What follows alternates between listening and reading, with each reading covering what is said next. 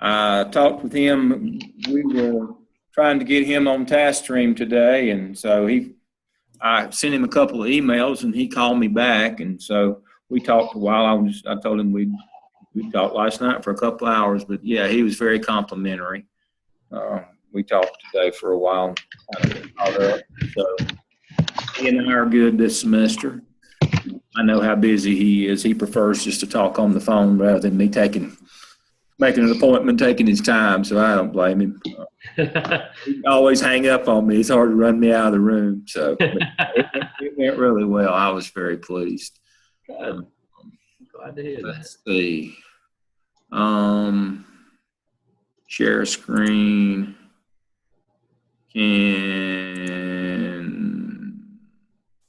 Let's see. Can you see that now? It's loading up. Yep. All right. The discussion boards. Yeah. I've just done ones on kind of the first section of the class, but they're all here.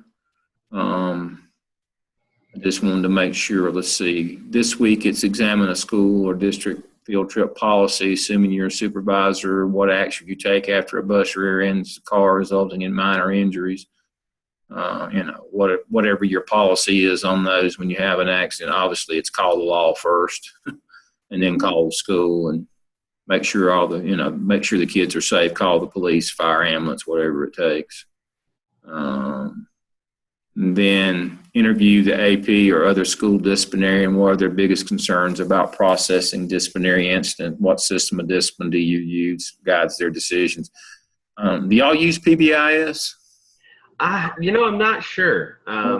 Most high schools just do code of conduct. If it says this, then do that kind of thing. And I think that's what we have, because I know we have these little like red books that have the rules and like. Yeah, exactly. That's a code of conduct. Yeah, most high schools don't do PBIS. PBIS is more of a elementary, middle school kind of thing. Most high schools use code of conduct, but find out what yours use. You got to do something to guide your decision making so that you're not arbitrary or capricious. Arbitrary being, me and you get in trouble and they give you 1 day and give me 10 out of school. That would be arbitrary or capricious. The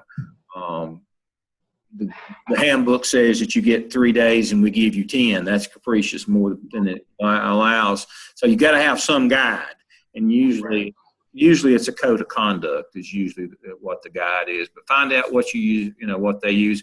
But what their biggest concern about processing disciplinary incidents is, find out. I hope they're not going to say that I'm going to get in trouble reporting this stuff if I put it into Power School. I hope that's not what they're going to say, but sometimes that, folks have been told to get the numbers down, and, the easiest way to get the numbers down is just not report. Problem with that is then you have to figure out some way to create suspension documentation, because really the only official suspension documentation is when you actually enter the incident into Power School that generates the official documentation. And if you don't put it in, you don't have the official documentation. So I'm hoping that they're not going to say entering the data is my biggest concern. I hope that they're going to have something else, but find out what guides the decisions that they make so that they don't get sued for, arbitrary or capricious, what's their biggest concerns when they're processing, the kind of the day-to-day, the real stuff, the inside skinny on what it's really like. That's what I want you to kind of learn. We can all read the rule book, but what's the real deal? Observe student due process in school and report what surprised you the most about the process. Generally what students tell me is I wasn't aware the kids had all those rights. I thought I didn't really realize that they, could present witnesses or got to question the evidence, and, they got to make a statement and all of those kinds of things. We have a really interesting process at our school, actually, that we started last year. Students actually sit in front of a panel of teachers. There's 3 teachers, and they sit in front of this panel, and they get the chance to explain maybe why they did what they did. What maybe the teacher may have said or the other student may have said, or whatever the instance was. And it basically gives them an opportunity to rationalize, at least if nothing else, in their head, why they did it. It gives us an opportunity to see, what was the motivation? Why did they want? Why would they have ever thought this was acceptable? Extenuating circumstances. Right.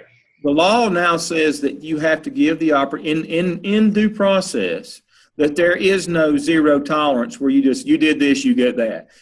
Part of due process now is that kids get to speak to extenuating circumstances. What I was thinking, why I did it, the background, the history, those kinds of things. And I'm guessing that's why your school now does that 3-person panel, because there is no more of that, if X, then Y. If you did this, then you get that. Part of due process now is those extenuating circumstances. It's even written into the manual by the state now. That manual that we looked at last year, that disciplinary data reporting. And so, there is no more of that zero tolerance stuff where, guilty, bang, move on down the line. And what people don't realize is and I'm going to cover that as the bulk of our lesson tonight, is since 1969, kids have had due process. It's amazing to me that it's taken this long for part of the due process to be, you can't just zero tolerance them, and there's always extenuating circumstances, especially in high school. And kids, that should be part of due process, is that they get to present their extenuating circumstances. Right. And so that's now part of the law. I thought it always was, but now we have affirmed that. And the last of our discussions that kind of go along with this is examine a school or district policy on cyberbullying, citing policy. Again, that manual that I showed you last week, and I've got a link online, and you can go to it. The NC Disciplinary Data Reporting Manual has all that stuff on cyberbullying. Mm-hmm. Make sure that you kind of look at that, and then look at your school district's policy on cyberbullying. That thing has become huge. Yeah. Cyberbullying is, especially at more affluent high schools, has become almost a daily issue for administrators. It's really big time. I'll bet there's a lot at your school. In the bigger cities like Raleigh and Charlotte, Greensboro, Winston, Wilmington, where kids are a lot more tech savvy and have money and access, there's a lot more of that stuff going on.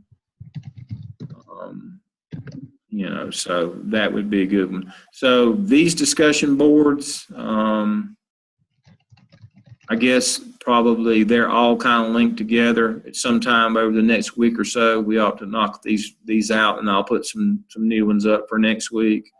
But these kind of all go together and following the things that we've been doing. Let me see. Can you now see court cases on the left and laws, policies on the right?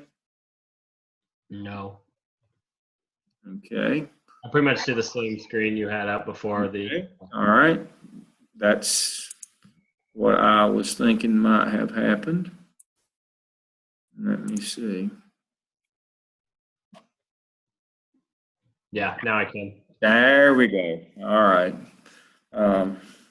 Switching back and forth between different media, it reacts a little bit differently than from Blackboard back to just a Word document. So here it is. So here are kind of the things that I think are important in terms of the history of law and policy in North Carolina schools. It all started in 1954 with Brown versus the Board of Education. Everybody knows that one, separate's not equal. Everybody gets equal. And so the laws that came out of that were the Civil Rights Act of 65, which meant that school integrated in 1966. I remember it. I remember when we integrated, I was in school in 1966 when we started integrating school. Up until that time, there had been no African American or Hispanic kids in school with us. And so I remember in 1966 when that changed. School consolidation started at that time. We started closing all of our high schools and going to all the little community high schools and going to bigger high schools to help with that integration issue. as long as people were going to community high schools, especially, and community schools, the little small high schools and little small elementary, middle, there was no integration going to happen. So we started consolidating schools for the purpose of integration. The biggie that happened that year in '66 was that North Carolina exited capital funding as a state function, and now the local boards of education had to find ways to fund their own capital, which is buildings and maintenance of those buildings. That was a biggie. It led to a lot of disparity. Richer towns and municipalities could have nicer stuff. Could have nicer facilities and keep them up because it was now a local responsibility instead of a state responsibility to fund buildings and grounds and keeping up those same buildings and grounds. Now, part of the problem that developed out of that was that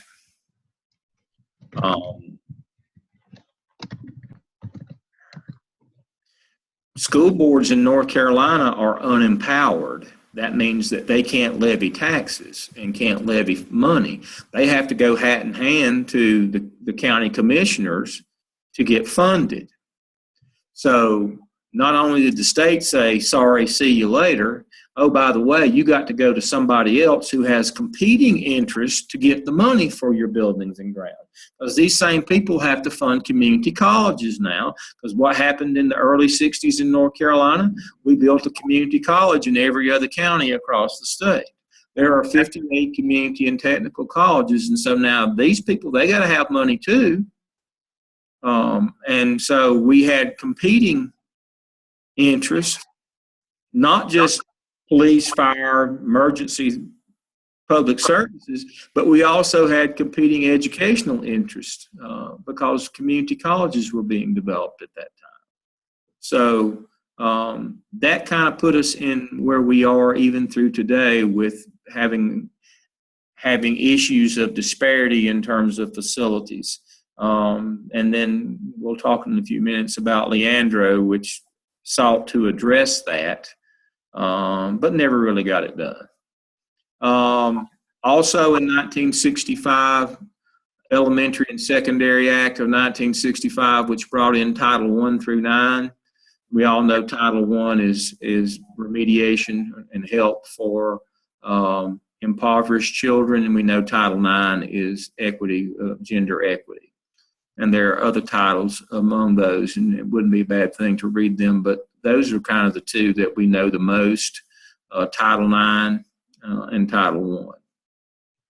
Then in '69, as I was talking about earlier, Tinker versus Des Moines Board of Education in 1969, it was actually over protesting the Vietnam War. Was what the case was actually about. But basically what the court ruled and was affirmed by the Supreme Court is that kids have due process. Now, that doesn't mean that you can't punish them, but it means that they have due process rights. You have to have evidence, and you have to follow the rules in terms of everybody has to be treated the same. You can't be arbitrary. You can't give them more punishment than they deserve, capricious. That kids, they get a right to hear their accuser and give rebuttal and all those kinds of things. Now, people have interpreted that differently over the years, but arbitrary and capricious has always been the standard, and the kids had the right to hear the case against them and to give theirs. But then to try to limit those kids' rights, one of the things that we did was we did these zero tolerance policies. And so now those have been ruled illegal by the courts, thank goodness, so that we get back to some rights. John, you still there? Yep. So that's why that one was important. The next big case that came along, and this one specific to, I worked for 20 years in Charlotte-Mecklenburg, was the Swan case in '71. Which was a national case for busing that said that districts had to bus for integration. that if school consolidation was not enough, see, school consolidation closed little community schools to try to force integration, but then people would stay in their community anyway if there was a school in their community. And so then the federal government said in 71 that you've got to use buses to integrate. If people won't integrate on their own, we're going to force them to integrate. So that happened in 1971. In 72, Titles 1 through 9 were reaffirmed of the Elementary and Secondary Act of 65. Those were reconfirmed in 72. And there was obviously kind of like Obamacare, people fighting those, but they were reaffirmed in 72, and that was the end of that. Took 7 years. They were in place during those 7 years, but it took 7 years for people to finally say, okay, we're going to do that. In 74, we had Public Law 94-142. Everybody knows that was special ed law, that all kids were entitled to a free and appropriate education in the least restrictive environment. Until that time, a lot of kids didn't come to public school. They had to go to private facilities or stay at home. That changed the face of public education when all these children started coming to school as they should have. I think maybe the biggest change is that these kids had rights, and that you couldn't just put them off in a room by themselves to play checkers. I remember that when I was a kid. By the time this came along, I was already through formal schooling. But I remember in the 60s specifically that we had special ed kids on campus, but they were just in a room playing checkers. They weren't allowed out in the general population unless it was to sweep and mop and clean up in the cafeteria. And that's an unfortunate part of our history, but it's just the truth. Folks who didn't grow up in that era don't know why we had to pass that law, because those kids had no rights, and they were many times not treated. If they were in school, they were not treated very well. The 1975 Robinson case upheld everything from 1965 that was done in terms of the Civil Rights Act, and all of those things were reaffirmed in the Robinson case in 75, 10 years later. In 1984, in North Carolina, passed the Basic Education Plan. The important stuff. Hey, Brandy. Hi. How are you? Good. Just getting in from soccer game. Oh, is the weather bad there as it is in Charlotte? No, it's hot. It was very hot today, and we've had really bad storms, and it's still storming outside. I'm at Gardner Webb Charlotte tonight. I had to come meet with some interns, and so I just do my podcast from here. It's really bad weather here, really bad. Thunder and lightning. Knocked power out a couple times, so hopefully we don't lose power when we get through here tonight. I'm going over the list of relevant court cases and the laws and policies relevant to education that happened as a result of those, and I'm down to 1984. The North Carolina Basic Education Plan was passed. It said that every child in the state of North Carolina was due a free and appropriate basic education. And people said, well, what does that mean? And they said, well, we better develop a standard course of study. And so we started in 85 developing a standard course of study, and it was adopted piecemeal until it was the final adoption, and it was finally fully integrated and implemented in 1989. But prior to that time, teachers taught whatever they want, or different school districts taught different things. And so we went from full integration in 1989, and we went, 23 years before we touched it with Common Core. The North Carolina Standard Course of Study was in effect for 23 years. And out of that, we also tried the first time, significant thing, we tried the very first time in the late 80s, we tried to do differentiated pay per performance. And we had 3 different levels, status 1, 2, and 3. And we attempted to pay teachers and move their status to different levels based on how well they did in the classroom and how well their kids did on standardized testing.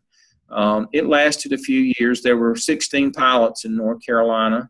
15 of them were state pilots, and then Charlotte-Mecklenburg was its own pilot. They did their own thing. I worked in 2 of those. I worked in Burke as a state pilot, and I worked in Charlotte-Mecklenburg as a local pilot.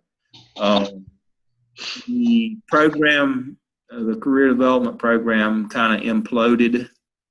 It imploded because they didn't have the money to fund it. The status 1 and 2, we got to those, but then when we got to the whole idea of status 3 was kind of that you were going to teach half day and that you were going to mentor beginning teachers half day. And that would cost so much money in terms of increasing personnel, we never got to the status 3. It crashed before we got there. We did make status 1 and status 2, but we never got to 3. And then those raises were just integrated into your pay. You were held harmless until you caught up on the salary scale. But that was our first attempt. Did happen in the late 80s. I was principal during that time. And we had independent people because it was performance based on how well that you taught.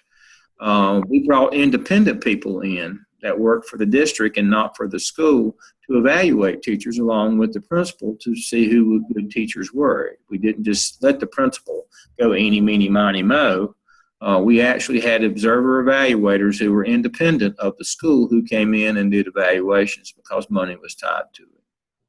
I thought that was the most significant piece, and that's the part that we haven't gotten back to in today's version when we're talking about EVOS scores and paper performance. And now we're gonna have to get back to the original notion that we're gonna have to bring in independent people.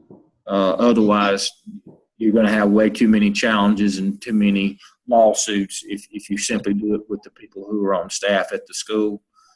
It does give you some inter-rater reliability, and that was probably the best part of the program is that they did have independent people come and do evaluations of teachers. In 1989, North Carolina started its first accountability program. It was called Performance-Based Accountability Program, which became the state ABC program. And we introduced a report card and end-of-grade testing and end-of-course testing, obviously EOGs for elementary and middle and EOCs end-of-course for high schools at that time. And we set up a state report card that had scores from those things. And then, of course, the high school report card had graduation rate and college, ready to go to the University of North Carolina system and some of those kinds of things. But that's when our accountability program started, was in 1989. Again, it became the state ABC program. It's misguided, obviously, because it's comparative accountability. That's about who you got and not what you do with them. And that's why we're trying to move into growth model accountability, which is about what you do with the kids that you get rather than who you get. Comparative accountability is all about who you get. Growth model accountability and the EVOS program is about what you do with who you get. Regardless of what level you're on, do you grow your kids? So we kind of went in the wrong direction, 100 miles an hour for a long time, but I think we finally got that stopped and we've turned it around and we're heading in the right direction with growth model accountability now. So that's a good thing.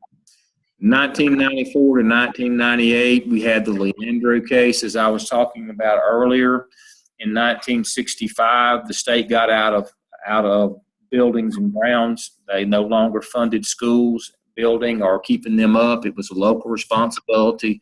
The problem was boards of education in North Carolina are unempowered. They can't levy taxes for money. They had to go to the county commissioners hat in hand and line up with all the other social services, fire, water, emergency, and community colleges, one in every other county across the state, to get money for buildings and grounds.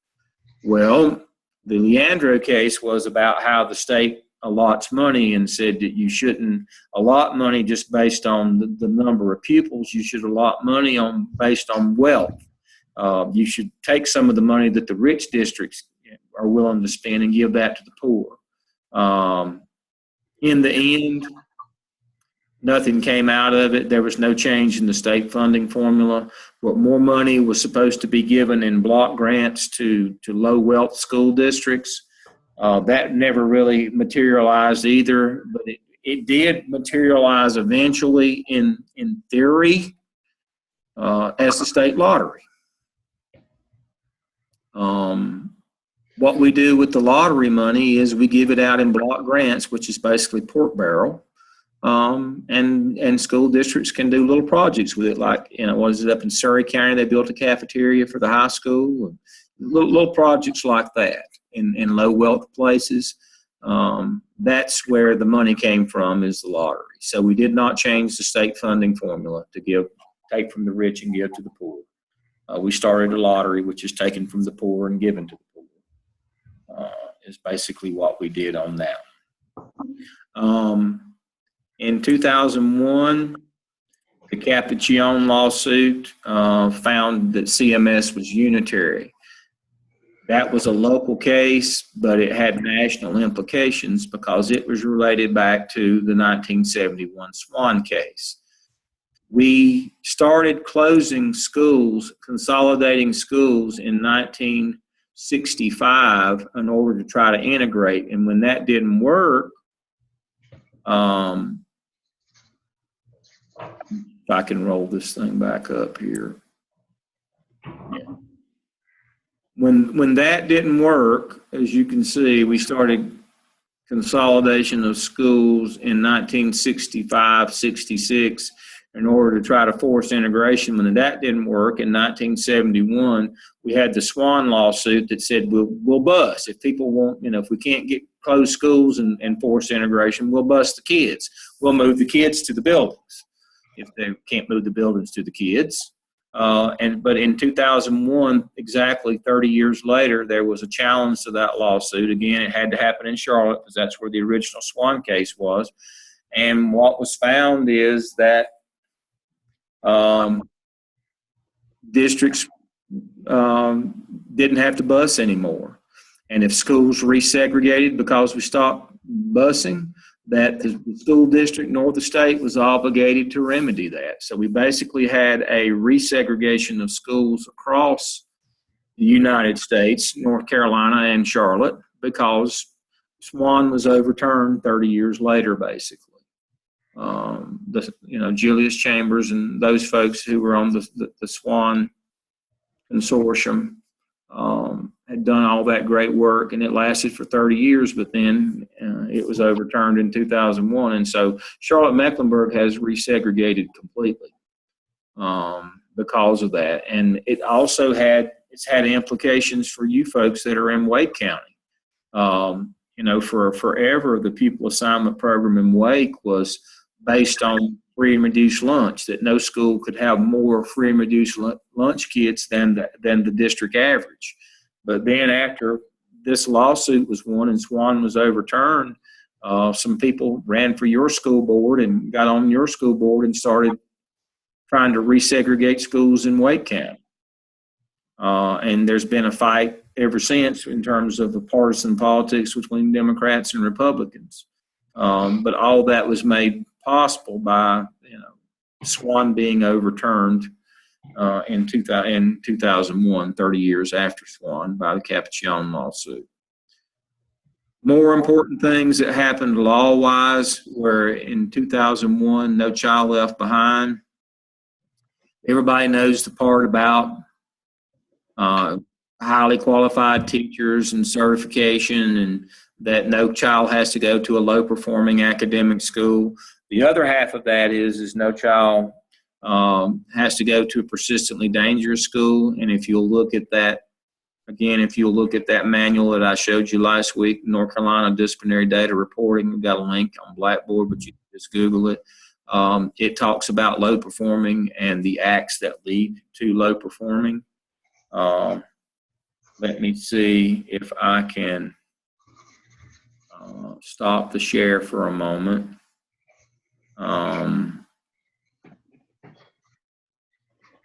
Minimize my screen. Okay. Can't do that. Let me share screen. And go to DC.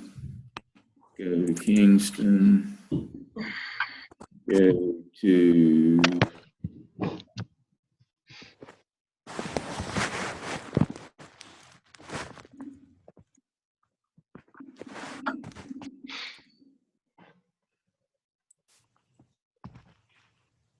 hello. Hey, how you doing? Great. Glad you could join us.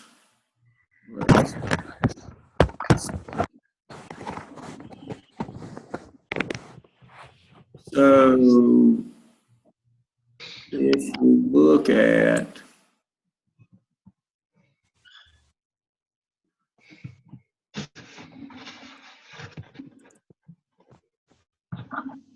can y'all see the disciplinary data procedures on the screen now? Is it showing on share? It's looking really small in mine. It's a PDF. But anyway, this is the manual that I keep referring to. It has all the information on cyberbullying that you'll need to use this week to write your discussion board on cyberbullying. But it also has in here these acts of crime and violence that count towards you for a persistently dangerous school. All that's defined in this manual. So again, it's North Carolina Disciplinary Data Reporting Procedures. You need to, I've got a link. I have a link on Blackboard. Let me see. But to use this discussion board right here, that manual will help you with the cyberbullying. It will also help you to understand persistently dangerous. So that I believe I have in course content. I believe I have a link to that manual.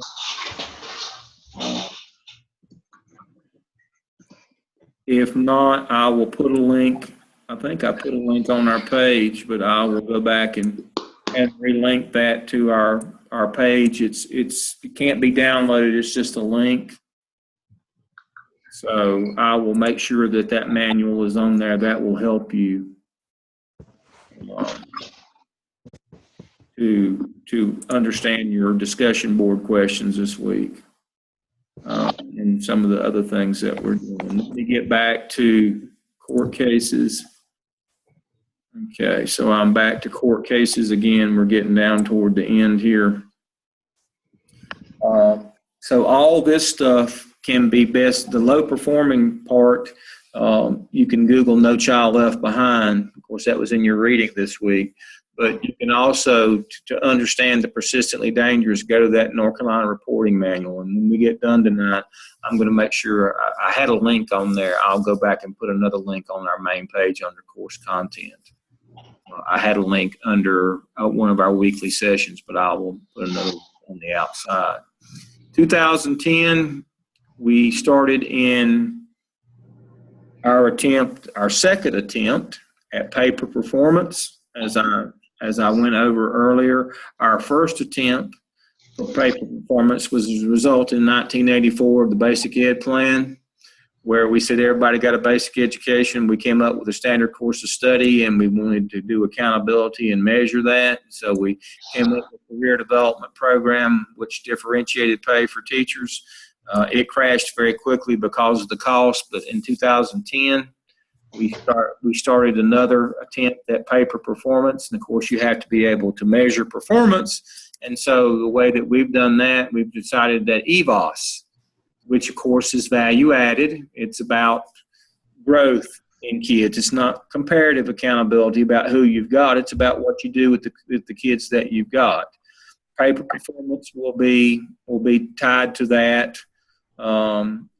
the lottery pays for pre-K scholarships and low wealth. All that stuff is kind of together. The lottery supposedly is going to pay the extra money. Or we've cut the top off of the salary scale and we're going to give it back to teachers as performance bonuses. There's different ways that people think that that we're going to pay for that performance. Low wealth counties, again, the lottery is going to pay theirs, and so we believe that if you're a low wealth county, we could take lottery money and pay for better teachers. I'm not sure how that's going to work. Nobody's got all that hammered out yet. The eventuality is that 50% of your evaluation would be based on McReal, Marzano, the high yield strategies in your classroom, teacher observation program, and the other would be on did your kids make growth. That's going to be standard 8, be standard 6 for teachers. On their evaluation system, and standard 8 for administrators and schools. We haven't gotten there yet, but we're trying to get there. The problem with us getting there is finding the money to pay for performance. So that's why we're not there. But that's on the horizon. That's what we really want to do, is that value added, looking at a projection. That formula, that EVOS formula, is proprietary from Saf's Institute there in Raleigh, there at RTI. It factors in dependent variables such as race, mother's education, father's income, previous test scores, what school you're in, what school district, what teacher you have, what age you are versus what grade you're in. All those things are in a regression equation. And lead to all those dependent variables I just listed lead us to be able to predict the independent variable is what test score that you should make to show a year's growth. It's by far the fairest way. Comparative accountability, it was about who you got, not what you did with them. And the good thing about growth model accountability, again, it's about what you do with your kids, not just who they are. In 2013 and 14, we saw vouchers come in. Those low wealth vouchers, I think they're up to $4,200. They've not been eliminated. There's still a lot of, that's why I've got a question mark on the other side. They were approved again for this year. Charter schools were allowed to expand in 13, 14.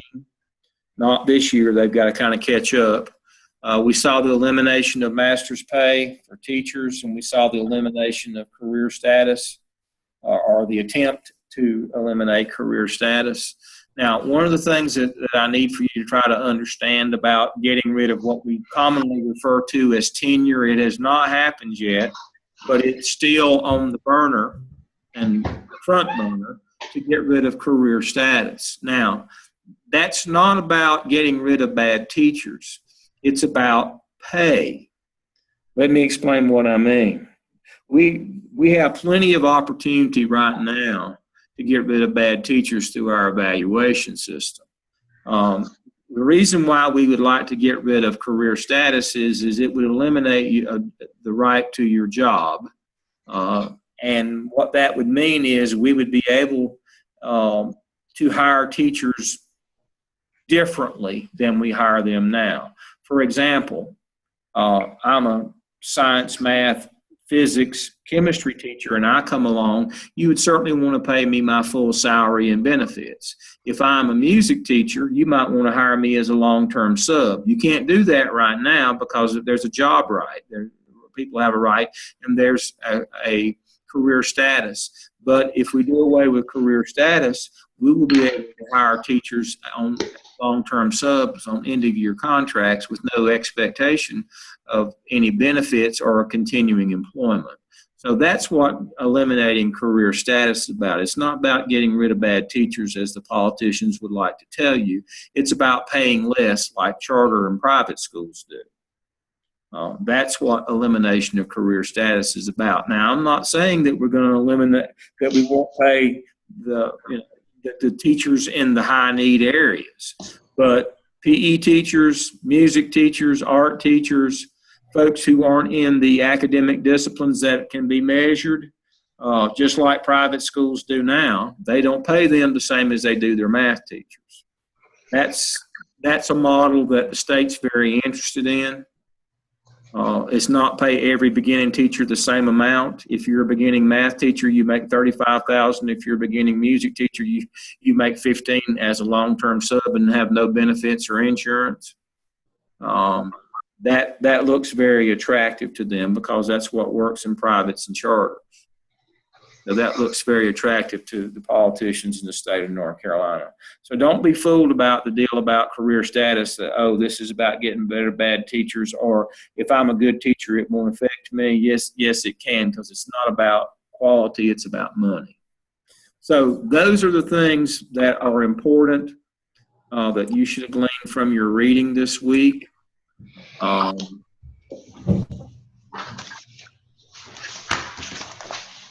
And so if we go back and we go to Blackboard, these things that I covered tonight are under course materials. Can y'all see Blackboard now? Yep. Yes. So all the things that I cover every week are right here. The weekly schedule of your reading is right here. The things that you need to read and watch every week is under this one. I'm not sure if it's going to show on the screen or not, but this is where it is. So this week, the Principal's Guide, Chapter 2 and Chapter 15. And then, of course, you've got all the things that the school and the legal environment, all the things that I've covered tonight. Examples of management cues, all those things. Now for next week, safety plan, student rights, handbook, student discipline, and we'll cover all these things. And I introduced these tonight, and we'll cover these. But you need to make sure that you do your discussion boards, the ones that I have posted. And obviously the way you get to those is you can go through tools, or you can go through course tools, one of those, and get to discussion board, and then click on this course number 603, and here are our discussions. There's the one from last week, and then here are the ones that we need to have done for next week. Again, don't spend a lot of time. These are, supposed to be 10 or 15 minute kind of things, but all these kind of go along. Again, I'm going to make sure that I post a copy of the manual on our course content page right here. I'll make sure that there's a link to the disciplinary data reporting, because it has all the information about cyberbullying in there. So make sure you keep up with your reading, do your discussion boards. Now, let's talk about evidence artifacts. Randy? Yes. Last night, what I covered with students last night is you should be close to being complete with all of your components of some of your evidences, and you're ready to look at submitting your final document. So what I want to do is, I hope that you'll be able to see this. I've got a document about how to write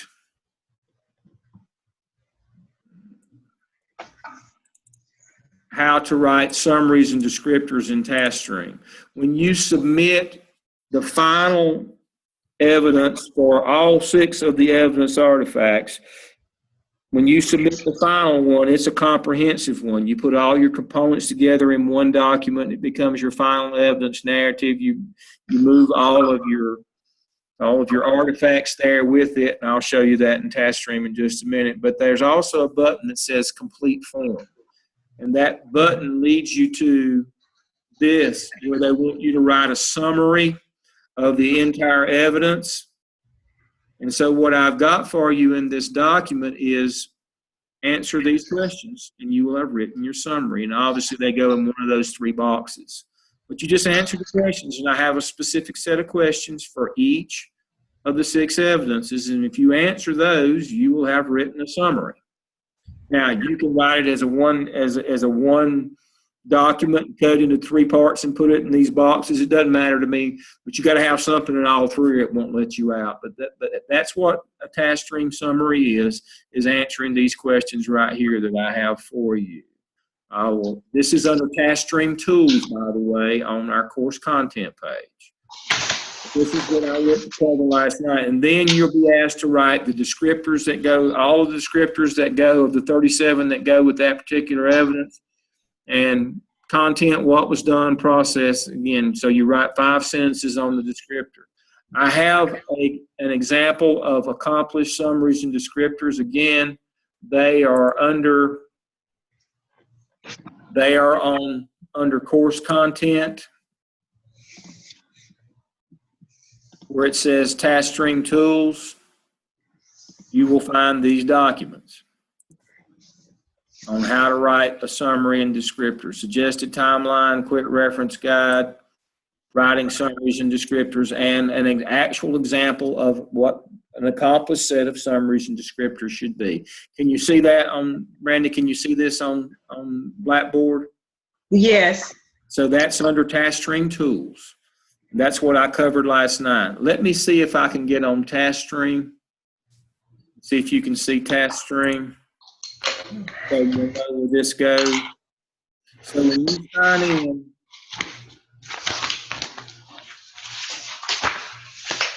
your work page looks like this. It has component A, B, C, D, and E, and then it just says app cell. Can you see that? Yes. This is the one we're talking about. This is where we put everything that's in all of these components here. We put it all in this one. So when we click that button, we have to have all these components put in one document, but there's a button that says complete form. And when we click on it, that's what we saw in that. There's our summary, reflection, impact, evaluation, and there's all of our descriptors. That's where that goes. Now that's only on the final version of all of our documents, of all of our evidences, when we put everything together in that final one. So when you are in the final, are you also supposed to upload any graphics that you've used? Yes, all of your artifacts go there too. That is correct. No,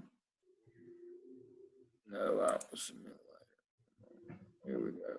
Yes, that is correct. So in the end, let me pull one up and show you from this summer that completed this summer. This is what it should look like in the end. See, now that would be spring. Right here.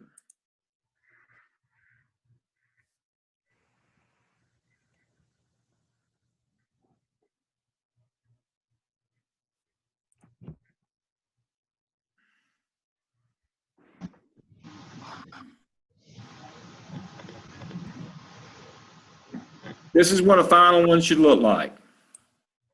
He's got his final document that has all 5 components in it, and he has all of his artifacts, all the graphs, charts, PDFs, manuals, all the stuff that you don't put in your document. He has all that stuff, and he's got some web links, different things that he did. That's what the final one looks like. If we open this final document, it'd have all 5 components, A, B, C, D, and E in it. And then he clicked on the button that said complete form. And so hopefully you can see this again, pops up, and there's his summary in 3 boxes, and there's his descriptors.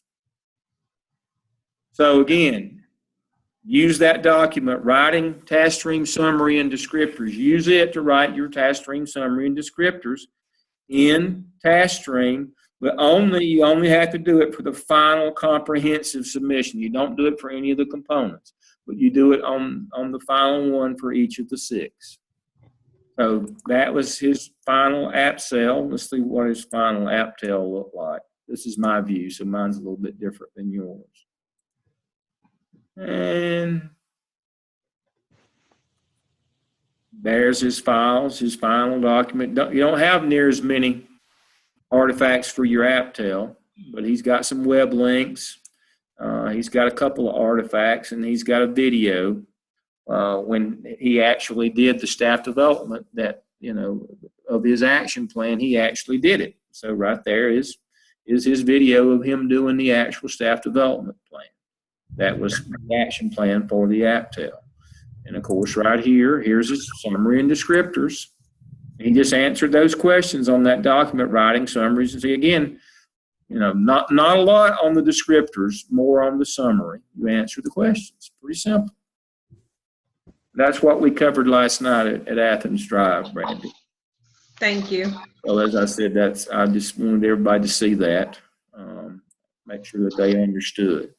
Again, you don't have to do summary and descriptors for any components. You just put them up and keep on rolling. But when you get all of them up and graded, then you take all of those documents, those individual components, put them together in one. You can use that template that I gave you, and of course that's on our board also.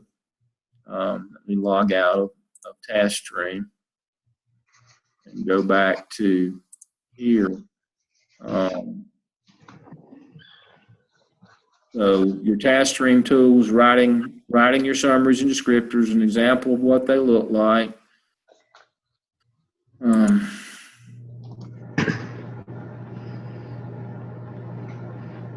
Is that rain? Pardon? Is that rain? Yeah. Good gracious. Bad. It's bad here. I'm afraid to drive home yet. On our course content page, this final evidence templates, what I have here are the templates that you can take and put your components in. So that it'll format them correctly. For each of your final documents, for each of the final evidences, it's going to ask me for my credentials again.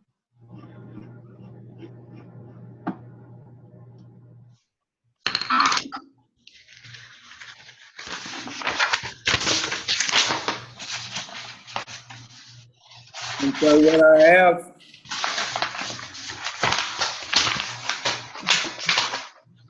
it'll pop up.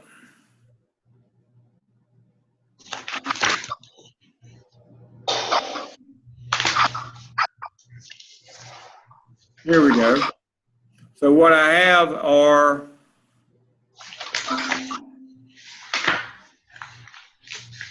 these templates that you just drop your work right into. They're formatted and it has the correct way to do your references.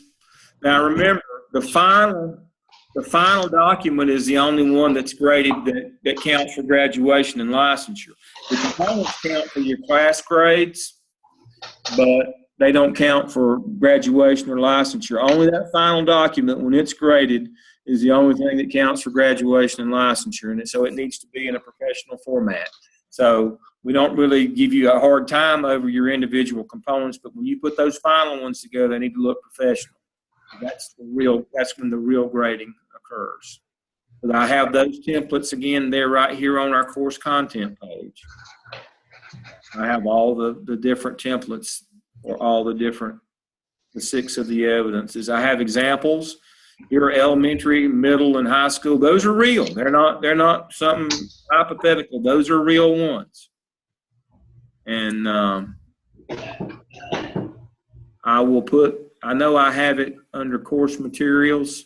I have a link to the disciplinary data reporting manual, but I'm going to make sure that I move it. See right here, disciplinary data reporting. I can copy that one maybe. I can copy that one to our course content page. Let's see, course content. And let's see if we'll move it. We'll copy it to there. Course content. Let's see if it moved it. There's your link right there on your course content page. We're going to cover it next week because it's in lesson 4 next week. But there it is to make it easier for you to find. So I hope everything's going well for all of you. I appreciate you coming out with me. I'm going to do another session tomorrow night at 7 if anybody wants to. It's going to be the same thing I did tonight, so y'all won't need to. I will post this one later tonight after it processes. It takes about an hour to process the video and get it up on YouTube, but I'll do it. But I'll be on tomorrow night for a few minutes if anybody wants to be on with me tomorrow night. If not, I'll probably wrap it up, but I'll try to. I'm trying to see if Thursday night, if there's some people who can't do Wednesday night, but I see I got a good crowd tonight. I've got me and Sean, Anita, and Brandy. And I'm guessing, let's see. It's Chris on the iPad. Chris Fairley. Yes. I commented on your internship log today. It was great, by the way. Thank you. Very good diversity of activities. So I looked at that today. So if y'all put stuff on that stream, I will comment on it today that you get it up.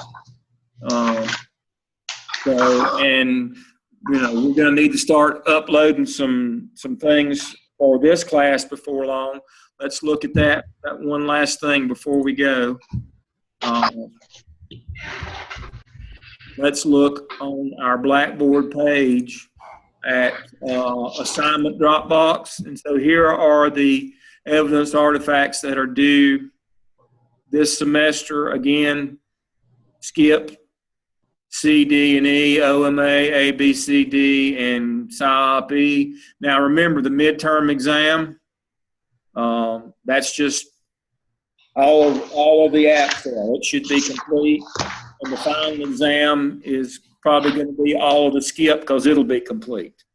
There's nothing else. Just, all your turn-ins, there's not making you write any papers or any of that. I want you writing on your evidence artifacts. And dropping them in the Dropbox here. And again, the midterm exam is all the APSEL because you'll have it complete. And the final exam is all of the skip. You'll have it complete by then. Okay? So everybody understands I'm not assigning any 10-page papers. The only thing I'm assigning you to write are a little bit on your discussion boards, and don't spend too much time on them. I want you spending your time on your evidence artifacts. Okay? All right, let me stop the share and go back to the screen again. Anybody have any questions? Everybody knows the drill. We want to work those evidence artifacts. Do our boards and do our reading. Dr. Lamb, I did have a question on the peer coach. Do you just pick someone or you just drop it and just respond to anybody's? Just anybody's. Okay. Yep. You can just respond to anybody's. That's a good question. I like it to be unstructured. Whatever you want to do, I like that. Okay. All righty. Well, I see our hour is up. I don't like to hold you longer than that. I appreciate your time and attention tonight. I'm always amazed when folks show up. I'm always happy. If you need me, holler. I will answer my email. I'll answer the phone. We can do chats on this if you want to. The downside is you have to see me, but whatever you want to do is fine with me. But if you have questions or problems, do not hesitate to get in touch with me. Okay. All right. I'm gonna sign us out. I'll talk to you next week. Thank you. Everybody have a good week. Thank you.